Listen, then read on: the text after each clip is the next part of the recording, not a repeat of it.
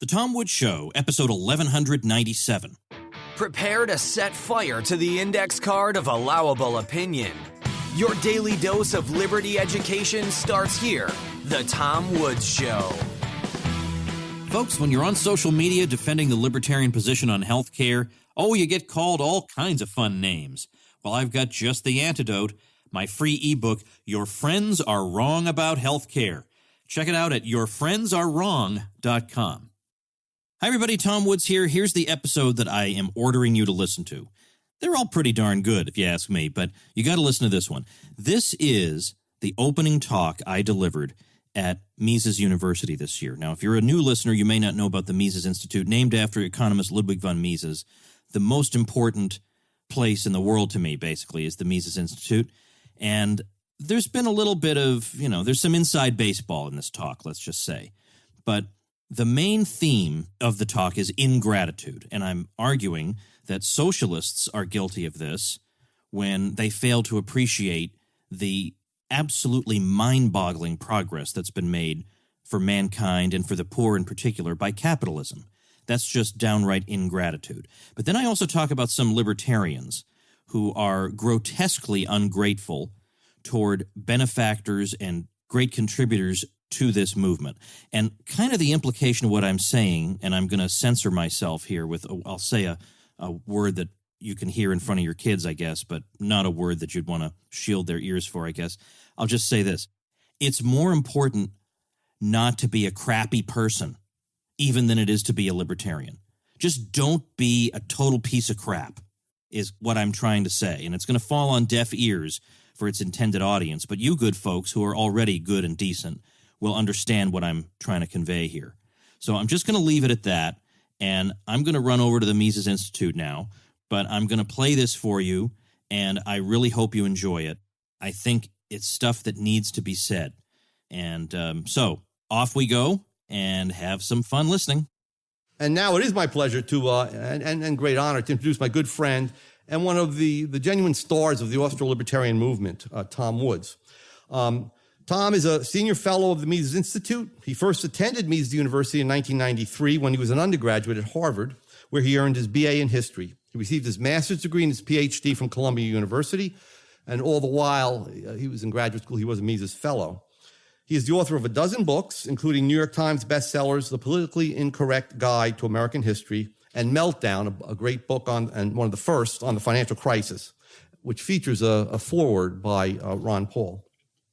His book, The Church and the Market, A Catholic Defense of the Free Economy, won the $50,000 first prize in the Templeton Enterprise Awards. I didn't know you got that much money for that. I didn't say anything crossed my palm. Okay. Tom's articles have appeared in dozens of popular and scholarly periodicals, and Tom is great in speaking to lay audiences as well as to scholars, and he's a great scholar himself. And his books have been translated into a dozen languages. Tom hosts the Tom Woods Show, a libertarian podcast that releases a new episode every weekday. So he's a very busy man. With Bob Murphy, he co-hosts Contra Krugman, a weekly podcast that refutes Paul Krugman's New York Times column, and does it very well. You can visit his website at tomwoods.com. In fact, I order you to do so, and so does Guido. Okay. Tom Woods. Thanks for that. You're welcome. Okay. All right. Now, it's always hard for me to believe that a full year has passed between the previous Mises University and this one. The week goes by very quickly, and you should be warned that on Saturday, during the barbecue that closes Mises University, you're going to experience a feeling of melancholy, of regret, of passing. This is a clinical phenomenon known as post-Mises U depression. That term was coined by Bob Murphy, and I realized I have that too. That's exactly what I have at the end of this week. So if you want to get pictures or things with the faculty, do it during the week, because at the end of the week, we're all drunk and miserable because Mises U is over. Okay. So it was interesting to listen to Jeff and Joe talking about the history of this movement and some of the people in this room, and people in this room have met and known. And the Hayek reference was particularly interesting because it was mentioned on a website, Target Liberty, not too long ago, that Walter Block apparently beat Hayek in chess. Now, do you want to clap for Walter? You want to encourage him? Really? Okay. Now, you all know the transitive property. Well,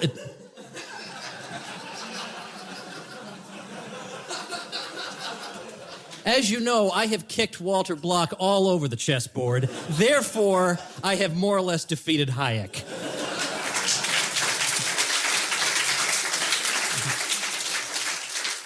All right, let me get right down into what I want to talk about. I don't know how long this is going to go. I never know. Every year it's always exactly on the nose. I don't know about tonight. We'll see.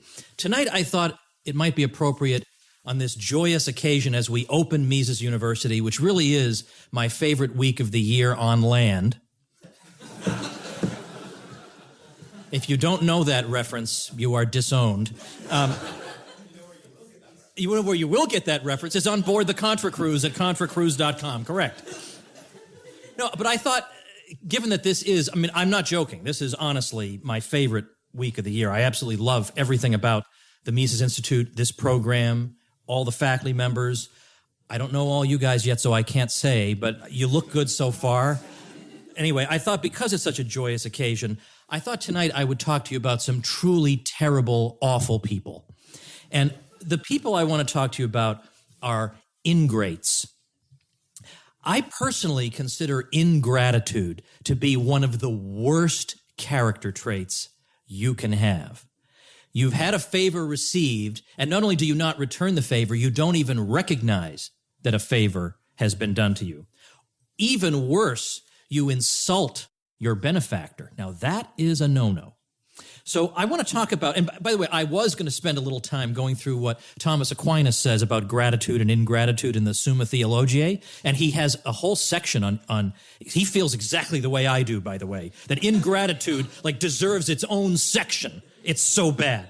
All right, but I'm not going to, you all have your own copy of the Summa at home. You can flip through and read that. So instead, I'm going to jump right in and tell you that there are two categories of terrible people that I want to discuss with you tonight. And the first one, this is really shooting fish in a barrel, very low-hanging fruit. I'm going to make the proposition here that socialists are terrible people. And, yeah, I know. It's extremely bold and brave of me to say that to you folks. But I don't mean it in the typical way that people mean socialists are terrible people because they favor theft and violence and ignorance and backwardness and, whatever. It's not that. It's that they are profoundly ungrateful people. Now, before I begin this section, let me point out, I know that today we don't have a pure market economy. Believe me, I, of all people, know this. That's almost all I ever talk about, is we have this intervention and that intervention and this crony and that special privilege and whatever. I get that. I get that. But socialists are generally not making these kinds of distinctions. They're not saying, well, we oppose that aspect of the market economy when there are, it's not really the market economy, when there are interventions or when there are people on the take. They're condemning the whole market economy. So I'm not interested in currying favor with them by saying, well, I too agree with 0.03% of what you're saying because I also think that this guy shouldn't get that subsidy. I'm not going to kiss their rear ends here over a little nitpicking like that. So yes, I know that it's not a pure market economy, but for the sake of argument, from the point of view of the socialist, this is like the most ultra-capitalist economy that we've ever had, right? That's what they think. So we're going to stipulate that for the sake of argument. And when I say they're ungrateful, what I mean is, let's try to think about what life was like before the development of the market economy, the modern market economy as we know it. Let's just cast our minds back. It's not that far, really. We can think about what life was like. Now, one of my favorite examples, because it's so chilling, of what life was like in a pre-industrial, pre-market society goes to Burgundy. We're talking about French peasants here, or just people who worked in the vineyards. As recently as the 1840s, now this is a story that I got when Deirdre McCloskey was on my show, and if you are not listening, it's at tomspodcast.com. I just bought that domain. How has no one named Tom taken that domain? tomspodcast.com. I also bought learnaustrianeconomics.com. Who let that one go? Anyway, we'll have another talk about clever domain names. I also bought bernieiswrong.com. I mean, why are these available? I do own those. You can go visit. I own them. Why did Hillary not buy bernieiswrong.com? And I flipped through what happened. No mention of the missing the Bernie is Wrong domain name because Woods already bought it. Anyway, after the crop was in the fall, these poor folks would go to bed and they would sleep huddled together. Now, this is absolutely the case.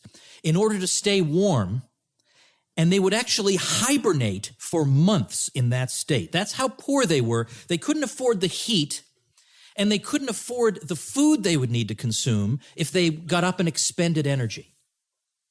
Now, that is not an existence that befits a human being.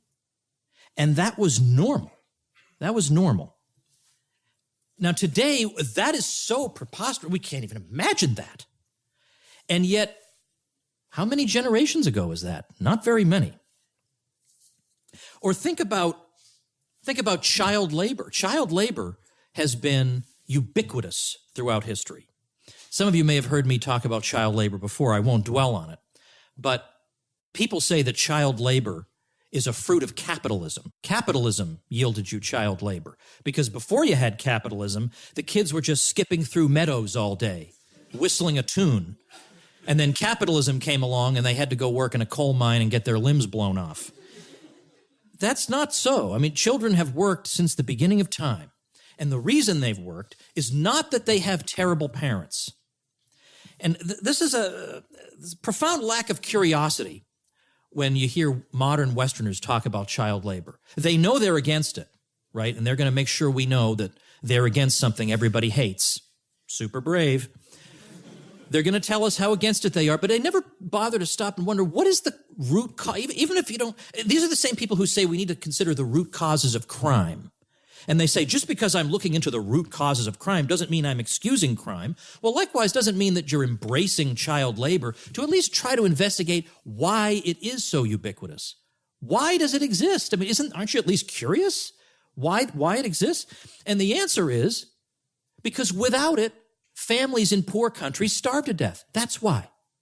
And you hear that, and suddenly you think, oh my gosh, I've been such a fool my whole life. That's so obvious. Yeah, as a matter of fact, the International Labor Organization, which is not exactly a laissez-faire outfit, said in a report about 20 years ago, this is from their report, poverty emerges as the most compelling reason why children work. Poor households need the money, and children commonly contribute around 20 to 25% of family income. Since by definition, poor households spend the bulk of their income on food, it is clear that the income provided by working children is critical to their survival. So there are two ways you could approach the child labor question. You could say, well, if a lack of food and a lack of labor productivity, in other words, if maybe their parents' work could produce more, then the children wouldn't also have to work. Maybe we could work on that, get the parents' labor to be more productive. Then they could produce enough stuff to have the purchasing power to buy more food, to buy more things. The kids won't have to work. Or you could just say, let's pass a law against this. And unfortunately, there are enough low IQ people in the world that they go for the second one. Let's pass a law against the kids working. We just learned that the kids are working because the family will starve if they don't. So let's ban them from doing it. That's not the best way to go about it. And Oxfam actually did a study of what happened when Bangladesh tried to get rid of child labor. Answer, the children starved to death or went into prostitution, which is exactly what all the libertarians tried to say at the time, but none of the do-gooders could manage to fit into their busy schedules 5 minutes to think about that. Now, why do I bring this up? Well, not that we celebrate child labor. We got to understand if you want to get rid of it, you got to understand why is it there. And what's gotten rid of it has been the market economy because it makes your labor more physically productive. My father, those of you who are on my email list may have read today. Today's actually would have been my father's 67th birthday.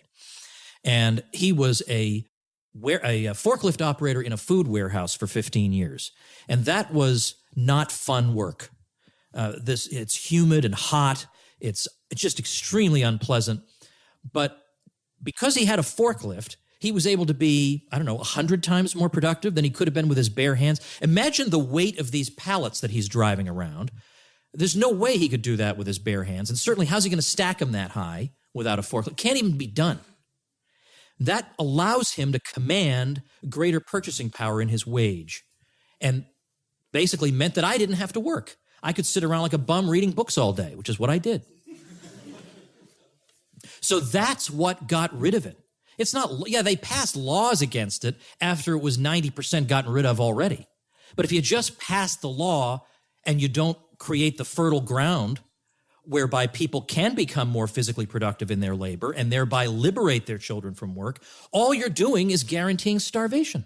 The logic of this is beyond debate. Can't debate this. That's the fact. But I bring this up because today, of course, we have less child labor than ever. Reason to celebrate. So we have the case of children working. We have the case of people being so poor they had to hibernate. Well, then, if I may return to, and here I'll read a brief passage from a transcript of my discussion with Professor McCloskey. It proceeded like this. Even in a country as rich as France in the middle of the 19th century, people were very poor. I estimate that world income around 1800 was, in modern terms, $3 a day. Imagine trying to live on the cost of a quart or two of milk, spread over all your consumption, all your housing, your clothing, your education, everything. $3 a day is a terrible, terrible life. Now, the world average, adjusting for inflation, today is $33 a day. It's about what Brazil is now. $3 a day to $30 a day, even if you include very poor countries like Chad and Bangladesh, is an enormous increase. It's a factor of 10. And in countries like Sweden, the United States, Australia, Hong Kong, the average is over $100 a day. So it's either a factor of 10 for the world per capita, or it's a factor of over 30 for the countries that have really absorbed the ideas of liberalism in the classical sense.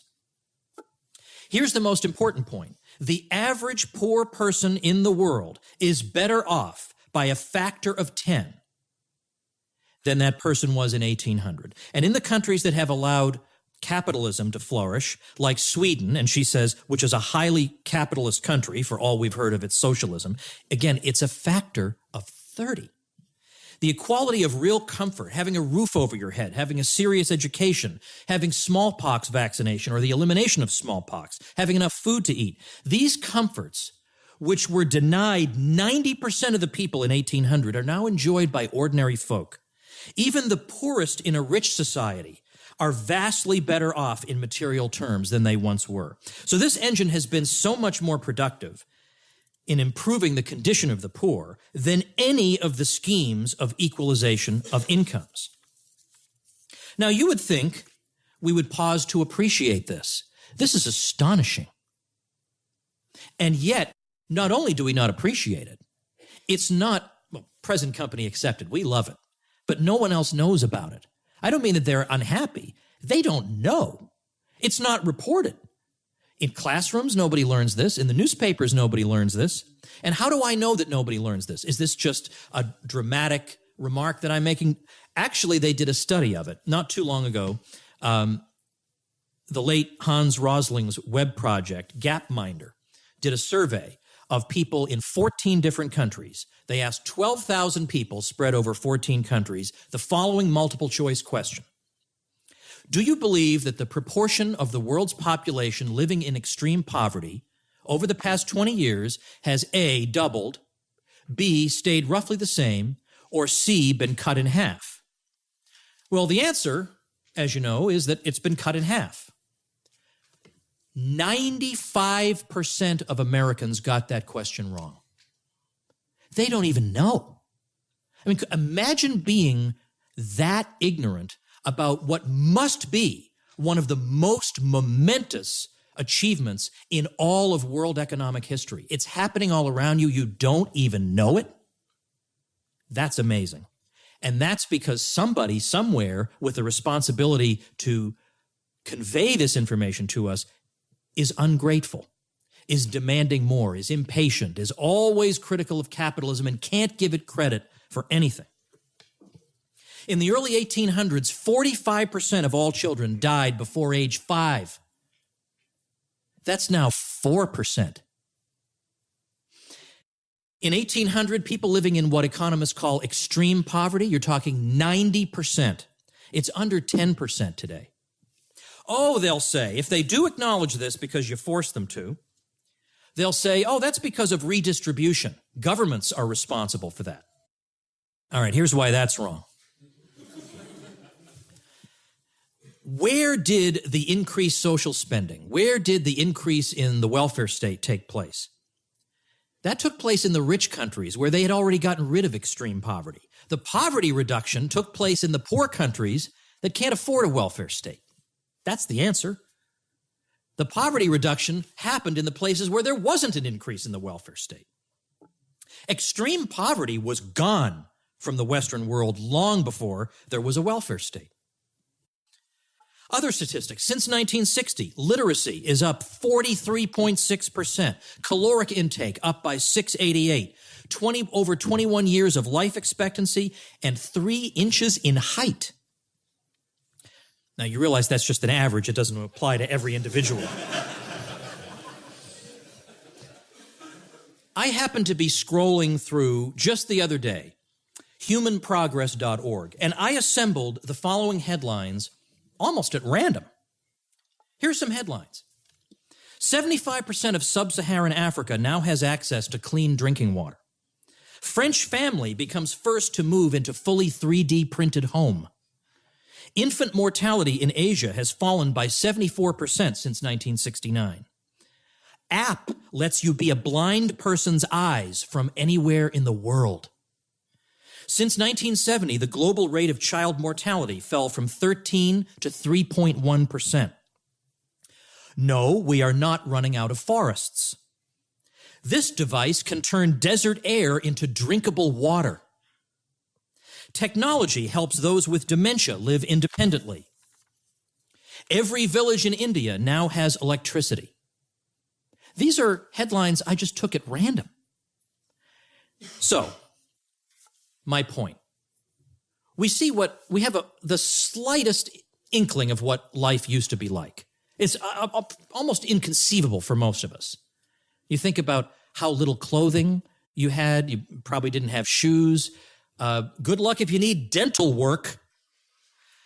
You could go on and on and on. Do you think that you were able to join a book club with your friends when nobody had books and people were one bad harvest away from starvation? Do you think they had square dancing conventions? Do you think they had bird watching societies? Do you think they had any of this? That's what life used to be like. And we know what it's like now. It's not to say there aren't any problems, but we live lives that are straight out of science fiction. And it's an interesting exercise to just go through your life and just take a day where you just notice everything you're doing. And if you were to try to describe it to Thomas Jefferson, he would think you'd lost your mind about all the magical devices that are serving you all day long. And all the food that's available to you. Just think about the food that's available to you.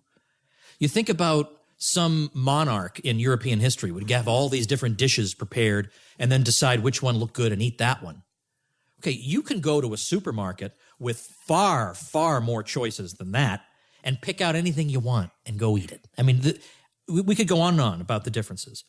But here's my point. Can you imagine if you lived in Burgundy in, let's say, 1800, and you were one of those people hibernating, and somebody then described to you the explosion in material comforts, and not just material comforts, but in the spiritual renewal that occurs when people aren't living hand to mouth all the time and can fulfill those aspects of what truly make us human. Could you imagine being told what life is going to be like someday and thinking to yourself, yeah, but when we get there, if there are people who have more than I do, I'm going to be really ticked off. I mean, you would have to be deranged. You'd have to be deranged for this world to be described to you and for you to be saying, yeah, but you know what? That magical vehicle that's going to drive me around with a magical device that tells me how to get where I'm going, somebody else might have a bigger one. You're a terrible person if that's the way you think. That you're a terrible person. There's probably no hope for you. But you guys are young enough that I can, we're going to try and just stop that from taking root here. We can stop it from starting, but once it starts, it's hard to make an ungrateful person grateful. These are ungrateful people. Yes, I know there's plenty of injustice in the world still, and I want to fight against all that injustice. But the fact is, the market economy has made possible miracles no one could have dreamed of. And the response from socialists is to get out a bullhorn and go scream at their employers. That's a deranged, sick, ungrateful individual.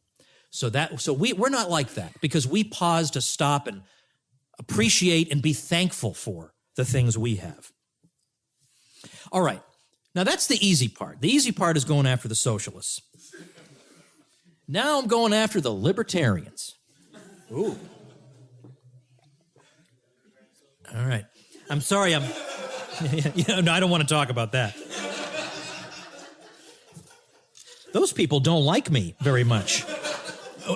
We're talking about the libertarian socialists. They don't like me, by the way. You can look them up. They do not care for me at all, one bit. And as you can imagine, I have lost all kinds of sleep over that terrible tragedy. There are people in the libertarian world who are profoundly ungrateful toward benefactors of this movement, whether the Austrian school or libertarianism. Let me give you a brief example. No, I'm not going to mention names. I mean, come on now. We got social hour afterward with alcohol. You can get the names out of me then. But just the other day, I was in a Austrian-y group on Facebook, and somebody said something disparaging about Lou Rockwell. And, that stuff makes me crazy. I'm sorry, that makes me crazy.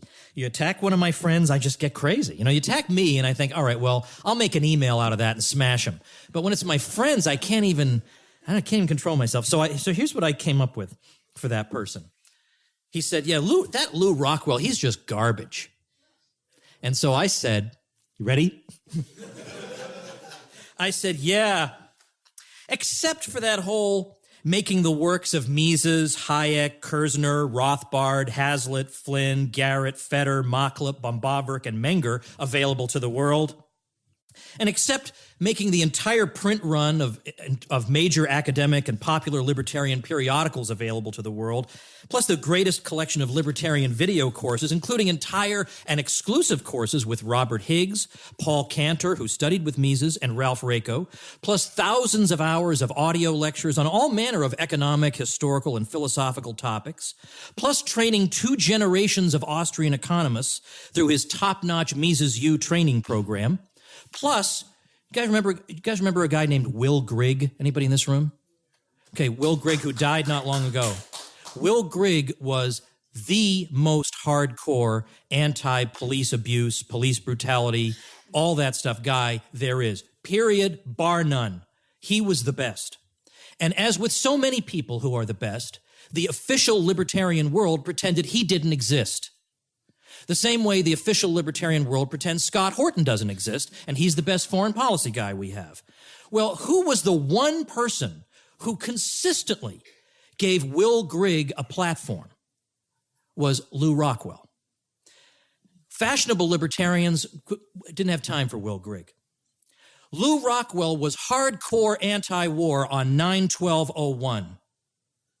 And not to mention, he holds every year by far the best attended and most academically rigorous annual scholarly conference in the Austrian world. Yeah, except for all those things. did not hear from the guy again.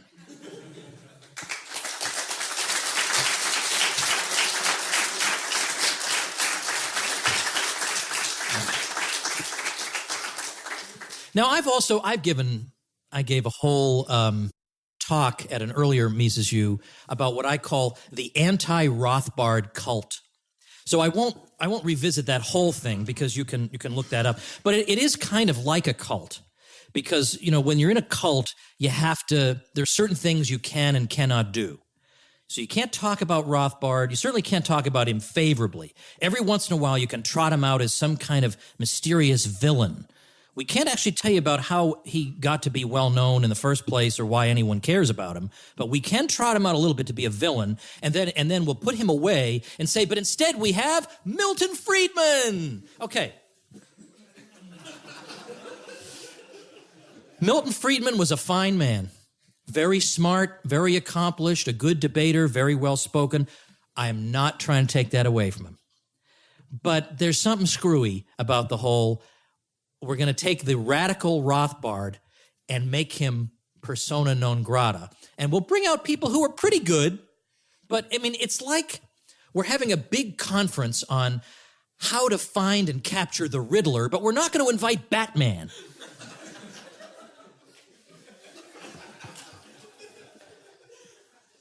So Rothbard, I'm sure most of you know, the guy, okay, so he writes Man, Economy, and State, which basically keeps what's left of the Austrian movement together, and many people credit him at the famous South Royalton Conference in Vermont in 1974, I guess, with having influenced the people in that room with that book, which Mises said was just foundational. Everybody needs to listen to what Rothbard is saying. Hayek writes the foreword to Individualism and the Philosophy of the Social Sciences by Rothbard. Has very complimentary things to say about him. Henry Hazlitt said the best thing about the Mises Institute was that it gives Murray Rothbard a platform. Henry Hazlitt, okay? Henry Hazlitt is worth 500,000 no-name libertarian bloggers put together, okay? I don't care what those people think about Rothbard. Well, I do a little because it shows how profoundly ungrateful, antisocial, and horrible they are. And so they're good illustrations for my point. But these people who want to be critical of Rothbard, because I don't like some of his political alliances. Okay. All the people they want to substitute for Rothbard were guilty of far worse than anything they could accuse Rothbard of. If you read what Milton Friedman was saying about the Iraq War early on, it is horrifying. It is establishment crap from beginning to end. And I'm sorry, I don't care what alliance Murray Rothbard had. He never was cheering on totally avoidable deaths in a bogus war. I can say that for Rothbard. I think that matters. And in particular, given the scope and the size of his accomplishments, where would we be without Murray Rothbard? Where would we be? Would we have the hardcore anti-war, anti-intervention strain in this movement? I think it's doubtful if it hadn't been for Rothbard. Here's a guy, by the way, who had no ideological home in the 1960s because everybody on the right wing is for the Vietnam War, and some of them are talking about using nuclear weapons. And he's saying, what the heck, did I wake up in a cuckoo clock? What's going on around here? So he tries to make an alliance with the New Left because before the internet, today you don't really need alliances. You got a website and people can find you. But in those days, well, you got to get published in their magazine or something. He tried to reach out.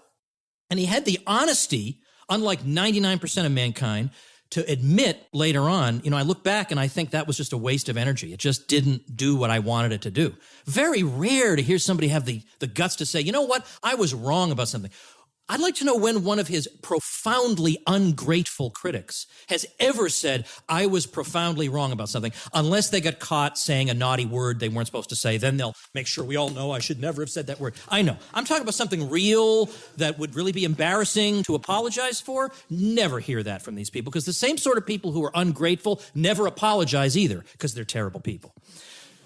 So Rothbard, instead of selling out, which would have been the easiest thing in the world to do, he just starts publishing his own stuff. He publishes Left and Right, the periodical with Leonard Liggio. He does everything he possibly can to get the word out at a time when, according to Walter Block, Rothbard estimated the number of libertarians in the world was 25. And he's still out there fighting. Would All of us have had the guts and the determination to carry on when there were 25 libertarians in the whole world. He kept on doing it when the easiest thing in the world with a guy of his intellect and his academic credentials would have been to sell out, go teach at Columbia University about the Keynesian multiplier, and collect his pension. That would have been the easiest thing in the world. And instead, he kept fighting to keep libertarianism alive and unsullied.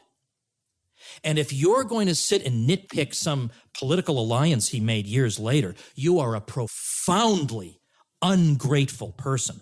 And I'm leaving out all his contributions to scholarship, the fact that, yes, I know there was Gustave de Molinari, but let's face it, Rothbard invented anarcho-capitalism. He gave it philosophical, economic, and historical grounding, the likes of which nobody had done. Was he right about everything? Probably not. But he was a pioneer. And he wrote, he probably made 528 million claims in the course of his life, so 2 or 3 of them might not be right.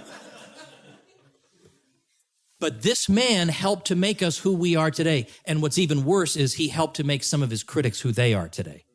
And that's what makes them profoundly ungrateful people. But we have people in this room we should be grateful for as well. Jeff Herbener has been a friend for many years, and I first met him in 1993 when I was sitting, not quite where you are because we had Mises University out in the West Coast in those days. Eat your heart out. But I got to know him, and I've gotten to know him all the more since we've been faculty together at Mises University. Did you know that Jeff Herbener got his PhD and was a mainstream economist? It wasn't like he was secretly studying the Austrians while he was getting his PhD. He got his PhD, was a mainstream economist, and then he came to the conclusion that, wait a minute, this is not right. I think the Austrians are right. Now, does any economist think to himself, the way to fame and fortune and success is to abandon the mainstream and become an Austrian mid-career? Who would do that? We should be grateful for Jeff Herbener. He didn't do that for riches and influence.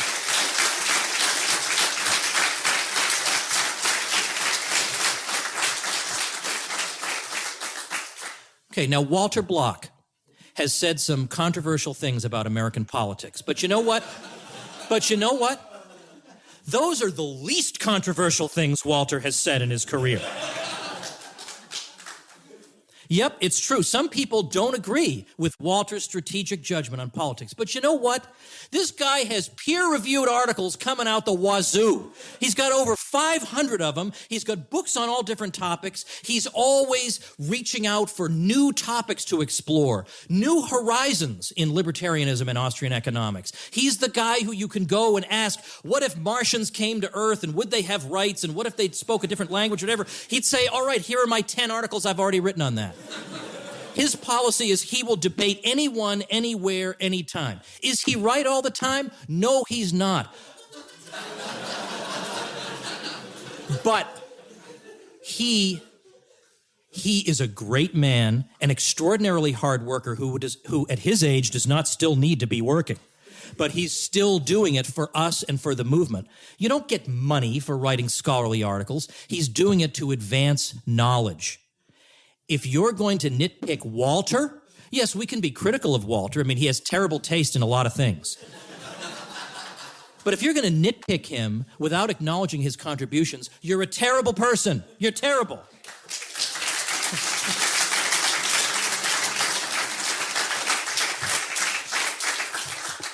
All right, I'll just do a bunch of them together. Now, by the way, I'm sorry for the fact that you're not all being mentioned. Okay, so don't worry. You don't have to squirm. What is he going to say about me? But look, we got Peter Klein, who's got a PhD from Berkeley, scholarly publications of all kinds. Here he is taking his stand with the Austrians. He could be anywhere. He could be doing whatever he wants, and he's with us. Tom DiLorenzo gets pummeled all the time because he attacks crummy so-called American heroes about whom mythology is all Americans know about. We got Joe Salerno. Now, Joe Salerno is a great example of a guy. I was wearing my Joe Salerno shirt earlier today. I'm just for about an hour. So when you see me wearing it on the last day of Mises U, I don't want you to think, is that the same shirt he said he wore earlier in the week? I only had it on for an hour. So it'll still be like one full day that I have it on. But Dave Howden is a name that was mentioned earlier as one of these younger folks who's I think, is one of the best young Austrians we've got by a mile. And I've gotten to know Dave really well. He's a great guy, and he's very knowledgeable. And he would tell me that every time I feel like I really, really know Austrian economics, then I go into Joe's office and I talk to him for a while, and I walk out thinking I don't know anything because Joe knows so darn much. Or how about David Gordon? Now, some of you don't know David Gordon.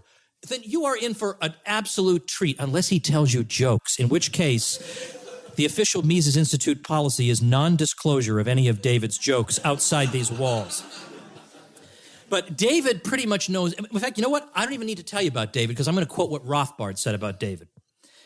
Well, first Rothbard said in a memo, he said, today, when he met David Gordon, today I met a universal genius. And then he wrote to David himself. He says, I have been in the scholarly world for a long time, and it is my considered opinion that you are a universal genius unequaled in my experience. The only flaw in your makeup is that you don't seem to have the slightest idea of what a genius you are. The fact that your talents have so far gone unrecognized and untapped is a horrible waste and injustice, and Ron Hamaway and I are embarking on a personal crusade to do something about it. That guy's in the room with us today.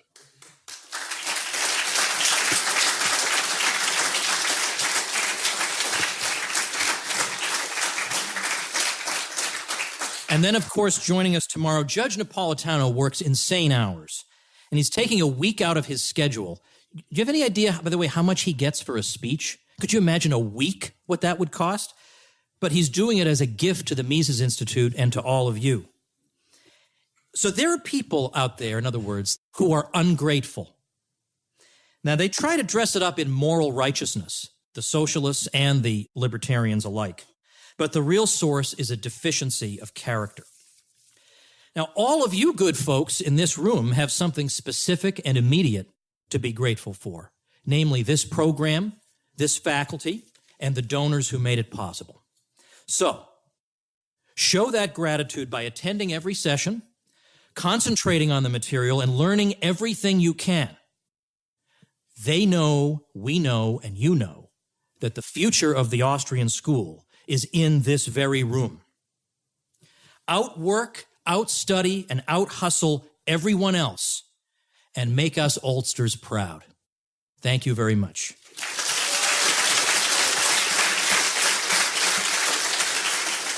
All right, everybody, that's it for today. If you appreciate what I'm doing, remember I've got a supporting listeners program where you get super-duper benefits, not to mention membership in my private group, where we have conversations the likes of which you can scarcely imagine with a lot of good, fun, congenial, smart folks. So join me over there at supportinglisteners.com, and I'll see you tomorrow.